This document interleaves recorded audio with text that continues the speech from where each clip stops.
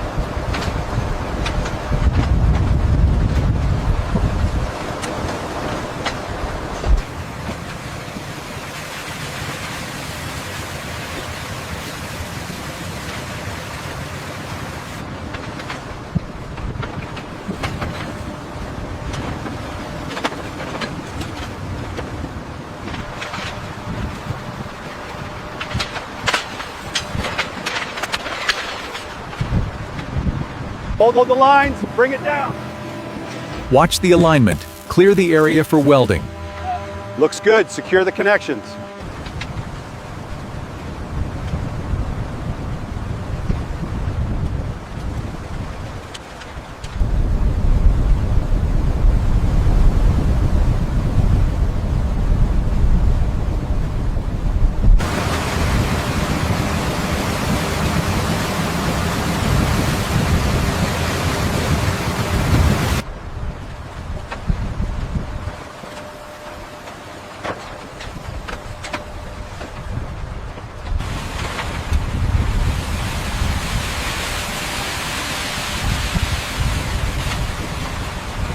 All right, bring it down slow. Watch the left side.